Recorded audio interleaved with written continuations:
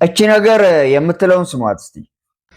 እንግዲህ በታሰረው በወንድሜ መንሱር ጀማል እንዲሁም በምንቴ ቢሊየነር እንዲሁም ከዚህ በፊት ከኔ ጋር ሚዲያ ላይ እንግዲህ ካያቸዋቸው ሰዎች አንጻር እንግዲህ አሁን ከተፈጠረውም እየሆነ ካለው ነገር እንግዲህ የተለያየ አስተያየቶች ወንድሞቼ እህቶቼ ትሰጡኛላችሁ ያቀረባችሁልኝ ነው። እንደው ዛሬ ትንሽ አንዲት እውነት ላካፍላችሁ ብዬ ነውና ስለተፈጠረው ነገር እጅግ በጣም እያዘንኩኝ እንግዲህ በእነዚህ ወዳጆቼ ዘንድ እንግዲህ እኔ እንደምረዳ እንደምደገፍ መስላችሁ የነበረ ያው እኔም በፕራንክም አይደል የምታውቁኝ እኔው ራሴ የምደግፋቸው እኔው ራሴ የምረዳቸው በሐሳብም በገንዘብም እንደዛ ነበር። እውነቱ እንግዲህ በተገላቢጦሽ አይምሯችሁ ላይ የተለያየ ሐሳብ ከተፈጠረ እንዲሆን ካላችሁ እንግዲህ እውነታው ፕራንክ ነው።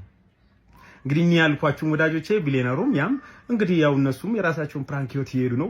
ይሄን ሁሉ ዘፈን የዘፈነችው ደግሞ ምን ለማድረግ እንደሆነ ደግሞ ስሟታው ነው። ለተበደላችሁ የተጨረበራችሁ ለማን እነግራለሁ ብላችሁ በዝምታ ለምትሰቃዩ በሙሉ ነው። ምናልባት አጭበርባሪዎቹ ብትናገሩ ጉዳት ይደርስባችኋል ብለው አስፈራርተዋችሁ ይሆናል። ምናልባትም ማንም አያምነኝም ብላችሁ ተስፋ ቆርጣችሁም ይሆናል።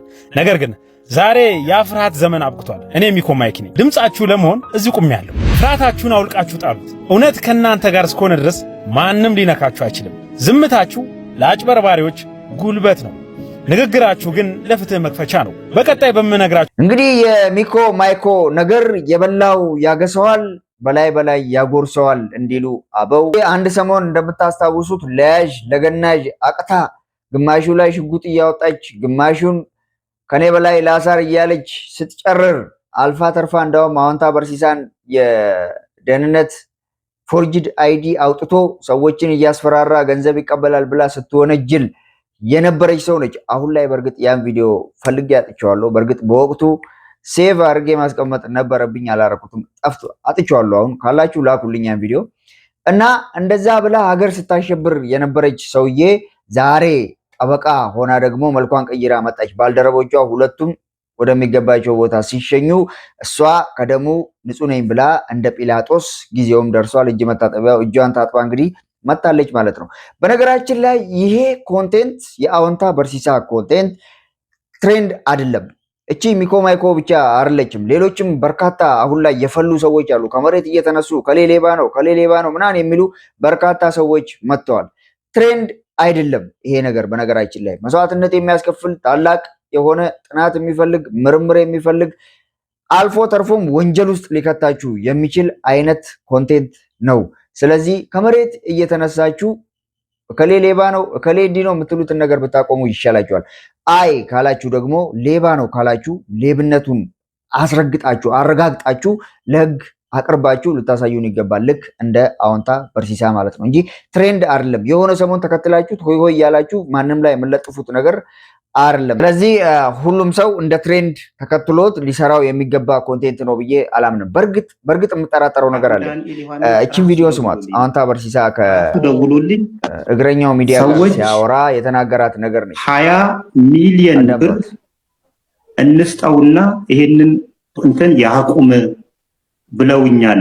ልስጣቸው ወይስ አንተ ተነጋግረህ ነው ብሎኛል። ከዚህ በፊትም ተናግሬያለሁ። ይሄን 20 ሚሊዮን ብር 20 ሚሊዮን ብሩን አንጣና አቆማለሁ በቃ ማለት ይቻላል። በቃ ከዚህ በለጠ ምን እንትናል? ከዚህ በላይ ይሰጥፋለን? የለም እኮ ከዚህ በላይ። አዎ እንግዲህ እስከ 20 ሚሊዮን ብር ኦፈር እምቢ ማለቱን ተናግሯል።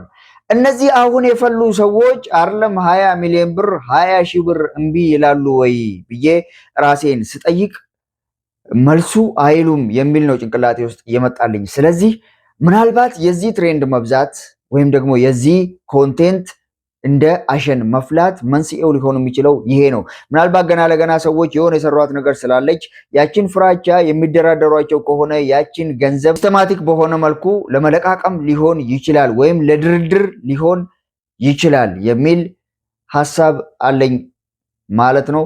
ኤኒዌይስ እነሱን የምትከተሉ ሰዎችም ጥንቃቄ አድርጉ፣ ጠይቋቸው። አንተ ካላችኋቸው ሰዎች ውስጥ ለህግ ያቀረባችሁት ማንን ነው? በምን ማስረጃ ላይ ቆማችሁ ነው ይሄንን ውንጀላ የሰነዘራችሁት ብላችሁ ጠይቋቸው እና የሚያሳዩን ከሆነ ለህግ አቅርበው የሚያሳዩን ከሆነ ወይ ጉዳዩ ወደ ህግ እንዲሄድ የሚያደርሱ ከሆነ አምነን እንከተላቸዋለን። ከዛ ውጪ ግን የ20 ሚሊዮኗን ኦፈር ምናልባት ለመቀበል ስለሆነ ህዝቡ አሁን እነኚህን ሰዎች ሊፈራቸው ይገባል ማለት ነው። ከሌቦቹ እኩል እነሱንም መፍራት እጅግ በጣም አስፈላጊ ነገር ነው።